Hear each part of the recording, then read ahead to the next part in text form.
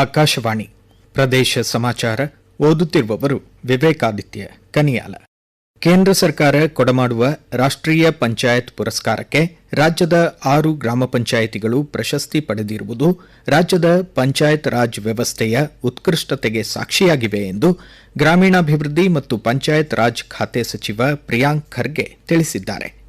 ತಮ್ಮ ಎಕ್ಸ್ ಖಾತೆ ಮೂಲಕ ಮಾಹಿತಿ ಹಂಚಿಕೊಂಡಿರುವ ಸಚಿವರು 2025ರ ದೀನ್ ದಯಾಳ್ ಉಪಾಧ್ಯಾಯ ಸತತ್ ವಿಕಾಸ್ ಪುರಸ್ಕಾರಕ್ಕೆ ಉಡುಪಿ ಜಿಲ್ಲೆ ಹೆಬ್ರಿ ತಾಲೂಕು ಮುದ್ರಾಡಿ ಗ್ರಾಮ ಪಂಚಾಯತ್, ಕುಂದಾಪುರ ತಾಲೂಕಿನ ವನ್ಸೆ ಗ್ರಾಮ ಪಂಚಾಯತ್, ಮಡಮಕ್ಕಿ, ಸಣೂರು ಹಾಗೂ ಹಕ್ಲಾಡಿ ಗ್ರಾಮ ಪಂಚಾಯಿತಿಗಳು ಸೇರಿದಂತೆ ಬೆಂಗಳೂರು ಪೂರ್ವದ ಹಾಲನಾಯಕನಹಳ್ಳಿ ಗ್ರಾಮ ಪಂಚಾಯತ್ ಆಯ್ಕೆಯಾಗಿವೆ.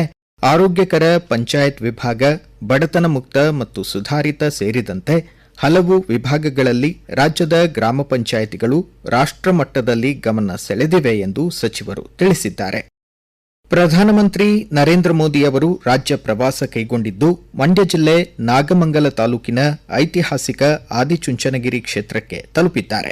ಇನ್ನು ಕೆಲವೇ ಕ್ಷಣಗಳಲ್ಲಿ ಪ್ರಧಾನಮಂತ್ರಿ ನರೇಂದ್ರ ಮೋದಿ ಅವರು ಶ್ರೀ ಗುರು ಭೈರವೈಕ್ಯ ಮಂದಿರವನ್ನು ಲೋಕಾರ್ಪಣೆಗೊಳಿಸಲಿದ್ದಾರೆ. ಇದೇ ಸಂದರ್ಭ ಭೈರವೈಕ್ಯ ಶ್ರೀ ಬಾಲಗಂಗಾಧರ ನಾಥ ಶ್ರೀಗಳ ಗದ್ದುಗೆಯನ್ನು ಉದ್ಘಾಟಿಸಲಿದ್ದಾರೆ.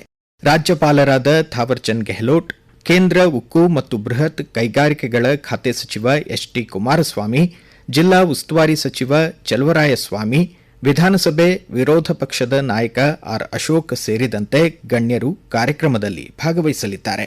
ಬೆಂಗಳೂರಿನ ಎಚ್ಎಎಲ್ ವಿಮಾನ ನಿಲ್ದಾಣಕ್ಕೆ ಆಗಮಿಸಿದ ಪ್ರಧಾನಮಂತ್ರಿ ನರೇಂದ್ರ ಮೋದಿ ಅವರನ್ನು ಮುಖ್ಯಮಂತ್ರಿ ಸಿದ್ದರಾಮಯ್ಯ ಅವರು ಸ್ವಾಗತಿಸಿ ಬರಮಾಡಿಕೊಂಡರು. 2000 ವರ್ಷಗಳ ಸುದೀರ್ಘ ಇತಿಹಾಸವಿರುವ ಶ್ರೀ ಆದಿಚುಂಚನಗಿರಿ ಮಠವನ್ನು ಪವಿತ್ರ ಧರ್ಮಕ್ಷೇತ್ರವನ್ನಾಗಿಸಿ ಶಿಕ್ಷಣ, ದಾಸೋಹ, ಆರೋಗ್ಯ ಕ್ಷೇತ್ರಗಳಲ್ಲಿ ಗಣನೀಯ ಸೇವೆ ಸಲ್ಲಿಸಿರುವ ಪದ್ಮ ವಿಭೂಷಣ ಶ್ರೀ ಬಾಲಗಂಗಾಧರ ನಾಥ ಸ್ವಾಮೀಜಿಯವರು ರಾಜ್ಯಕ್ಕೆ ಹಾಗೂ ದೇಶಕ್ಕೆ ಅಪಾರ ಕೊಡುಗೆಗಳನ್ನು ನೀಡಿದ್ದಾರೆ ಎಂದು ಕೇಂದ್ರ ಗ್ರಾಹಕ ವ್ಯವಹಾರಗಳ ಖಾತೆ ಸಚಿವ ಪ್ರಹ್ಲಾದ್ ಜೋಶಿ ತಮ್ಮ ಎಕ್ಸ್ ಖಾತೆ ಮೂಲಕ ಬಣ್ಣಿಸಿದ್ದಾರೆ. ಶ್ರೀ ಗುರು ಭೈರವೈಕ್ಯ ಮಂದಿರ ಉದ್ಘಾಟನೆಗೆ ಆಗಮಿಸಿರುವ ಪ್ರಧಾನಮಂತ್ರಿಯವರನ್ನು ಸಚಿವರು ಆತ್ಮೀಯವಾಗಿ ಸ್ವಾಗತಿಸಿದ್ದಾರೆ. ಕೇಂದ್ರ ಸರ್ಕಾರ ಜಾರಿಗೆ ತಂದಿರುವ ಹಲವು ಯೋಜನೆಗಳು ಮಹಿಳೆಯರ ಜೀವನಮಟ್ಟ ಸುಧಾರಣೆಗೆ ಸಹಕಾರಿಯಾಗಿವೆ.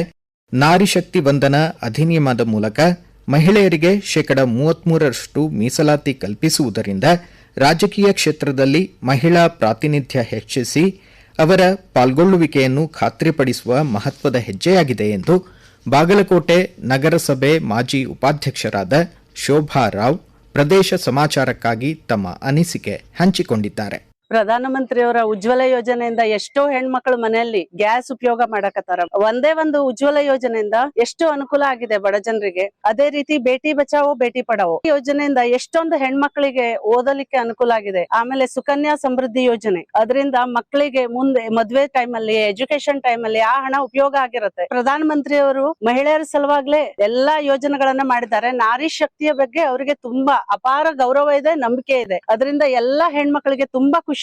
ಈ 33% ಇಂದ ಹೊರಗಡೆ ಬಂದು ರಾಜಕೀಯವಾಗಿ ಇನ್ನೂ ಬೆಳೆಯಲಿಕ್ಕೆ ಅವಕಾಶ ಸಿಕ್ಕಿದೆ. ಎಲ್ಲಾ ಮಹಿಳೆಯರ ಪರವಾಗಿ ಪ್ರಧಾನಮಂತ್ರಿಯವರಿಗೆ ಧನ್ಯವಾದವನ್ನ ಹೇಳಿಕ್ಕೆ ಬಯಸ್ತೀವಿ ನಾವು. ನಾರಿ ಶಕ್ತಿ ವಂದನ ಅಧಿನಿಯಮ ಭಾರತದ ಸುವರ್ಣ ಯುಗದ ಹೆಗ್ಗುರುತು ಎಂದು ಸೂಕ್ಷ್ಮ, ಸಣ್ಣ ಮತ್ತು ಮಧ್ಯಮ ಕೈಗಾರಿಕೆ ಖಾತೆ ರಾಜ್ಯ ಸಚಿವರಾದ ಶೋಭಾ ಕರಂದ್ಲಾಜೆ ತಮ್ಮ ಅಭಿಪ್ರಾಯ ವ್ಯಕ್ತಪಡಿಸಿದ್ದಾರೆ.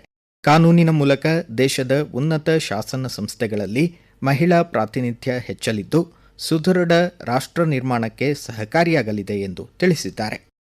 ಇಂದು ಸೌರಮಾನ ಯುಗಾದಿ, ವಿಷು ಹಬ್ಬದ ಸಂಭ್ರಮ. ಪ್ರಧಾನಮಂತ್ರಿ ನರೇಂದ್ರ ಮೋದಿ ಸೇರಿದಂತೆ ಗಣ್ಯರು ನಾಡಿನ ಜನತೆಗೆ ವಿಷು ಹಬ್ಬದ ಶುಭಾಶಯಗಳನ್ನು ಕೋರಿದ್ದಾರೆ.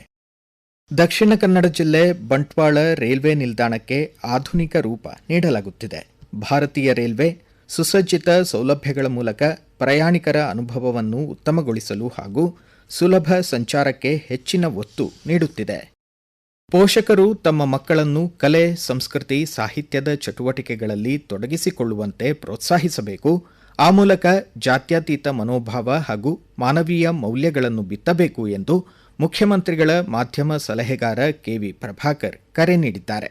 ಕೋಲಾರದಲ್ಲಿ ಆಯೋಜಿಸಿದ್ದ ಆದಿಮ ಮಕ್ಕಳ ಮೇಳದಲ್ಲಿ ಮುಖ್ಯ ಅತಿಥಿಯಾಗಿ ಪಾಲ್ಗೊಂಡು ಅವರು ಮಾತನಾಡಿದರು. ಇಲ್ಲಿಗೆ ಪ್ರದೇಶ ಸಮಾಚಾರ ಮುಕ್ತಾಯವಾಯಿತು. ನಮ್ಮ ಮುಂದಿನ ರಾಷ್ಟ್ರೀಯ ವಾರ್ತಾ ಪ್ರಸಾರ ಮಧ್ಯಾಹ್ನ 1:10 ನಿಮಿಷಕ್ಕೆ.